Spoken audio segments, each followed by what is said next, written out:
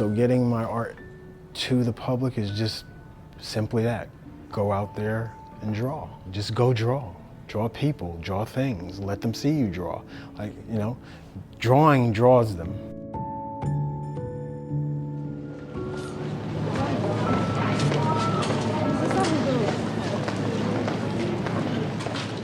If you find yourself in Arlington, you might walk by a shop window and see an artist constructing a large dinosaur. You might be walking along Columbia Pike. Maybe you're in Ballston. Up through early March of this year, you might have been walking by the ground floor of Amazon's new HQ2. You can walk in.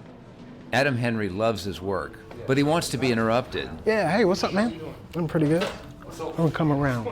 But if you don't walk in, that's okay. He just might walk in on you instead. Maybe you're in a coffee shop or a restaurant or a crowded subway. I'll see someone and, you know, I'm moved to draw that person. And I snap a quick pic and then I'll draw from my phone real fast in 5 minutes. And usually they'll laugh or smile real big. You know it's you. So it's like, oh, excuse me, I don't mean to bother you, but they're like, oh my God. I say, here, you can have that. And I leave. Because a lot of times they'll either call me back, they'll call back, and then the story behind why I should have drawn them comes out. You know? Yeah. Like, oh my gosh, I was going through so much. I thank you. Like, it's been really hard. You know what I'm saying? You see what's been burdening them. Adam was chosen to be this year's artist in residence at Studio Pause with its Columbia Pike and Ballston locations. Adam also was chosen by the Museum of Contemporary Art Arlington, or MoCA, to be its first artist in residence at HQ2. These residencies come to Adam not just because of his art. He was picked chiefly because of how he uses art to create public spaces. I'm Bryce Tolpin. Now, how did you arrive at Adam being the first Adam? I guess that's an appropriate name, the first man, right? How did Adam become the first artist in residence here? I'm speaking with Katie Anshin, the executive director of MoCA. So we've known about opening up the Innovation Studio for over a year, and so I have been kind of thinking through what characteristics do we really want the inaugural artist to have working in this space. And we know that not every artist is comfortable working in front of the public. So that's number one priority, right, is having that.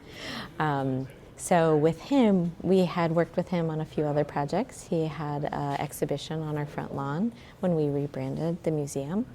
And through that process, we saw him do not only the Make Your Mark sculpture, but at the end, we literally invited the community to come in and draw on the final sculpture before we took it apart. And so that activity, we thought, you know, he's really good with the public. So he's helped us with a few other programs when we do MoCA on the Move outside.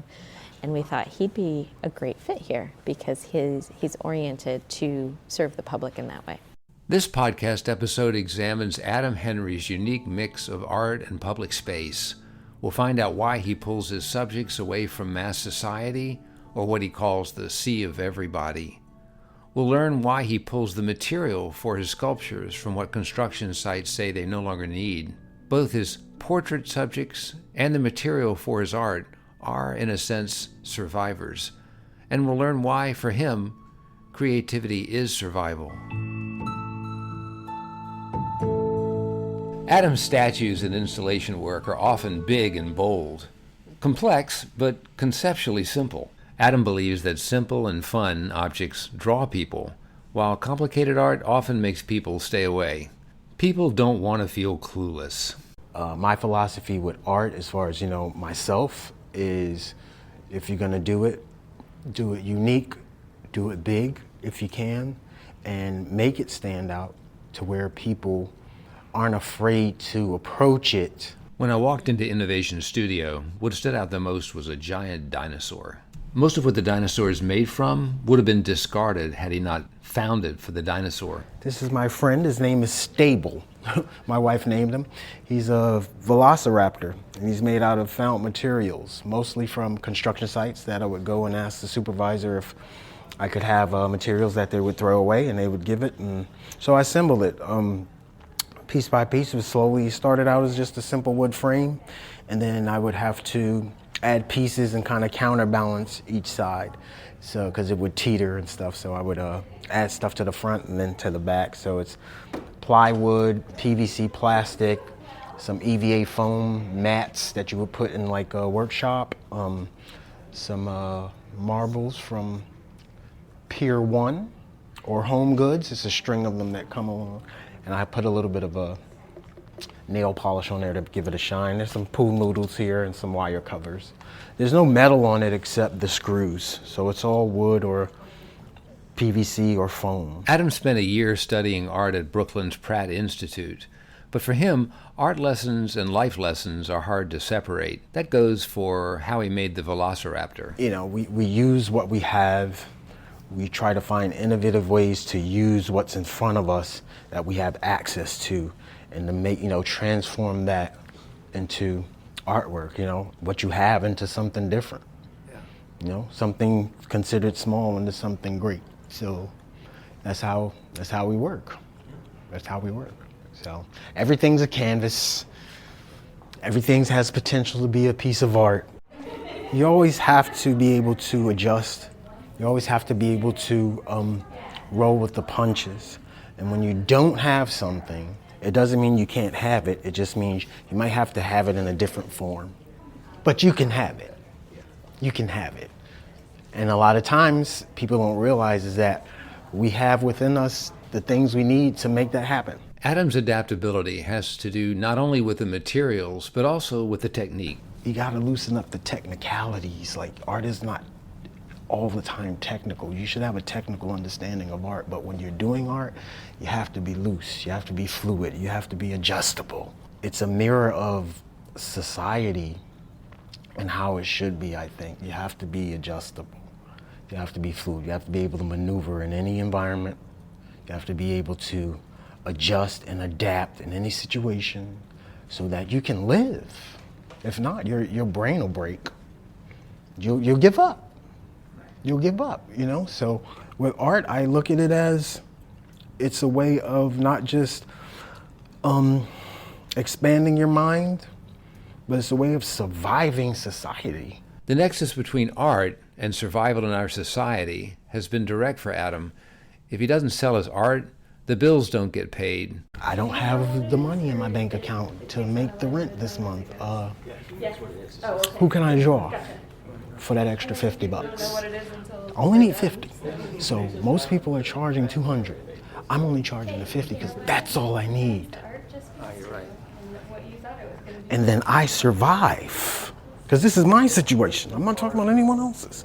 This is my situation. So I survive for another month. But Adam broadens the nexus between art and survival by expanding art into creativity in general, and by expanding unpaid bills to any situation where society throws up a roadblock. So when you tap into a kid's creativity, you allow them to tap into the ability to adjust, be creative, and maneuver through situations. Like, I'm saying, I can't go that way because there's a big dog at the end of the street,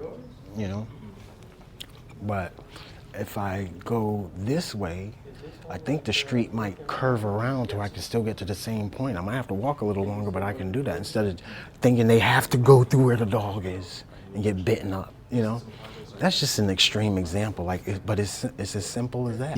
I guess that's art in a nutshell for me, is creativity in a nutshell. Like, it's something that is important and imperative, not just for drawing or painting or to be an artist, but to be a survivor. To my privileged upbringing, creativity and survival seem like strange bedfellows.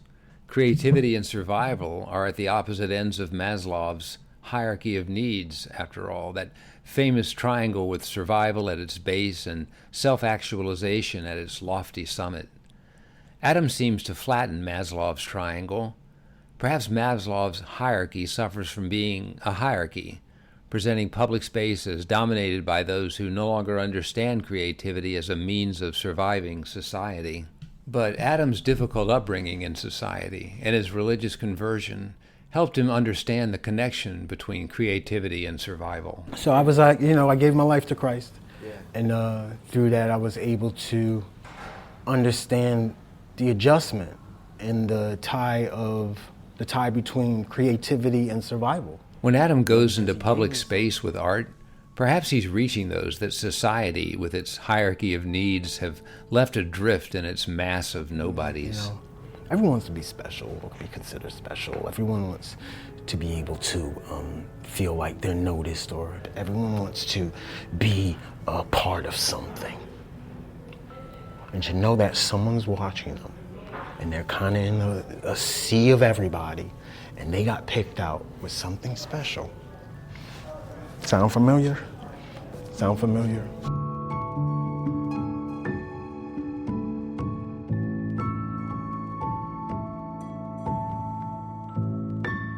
Thank you for listening to Public Spaces. On our next episode, we'll encounter Casa Chililagua and a few of its members who gave up the American dream to live in the reality of a beautiful, underprivileged neighborhood. Until then.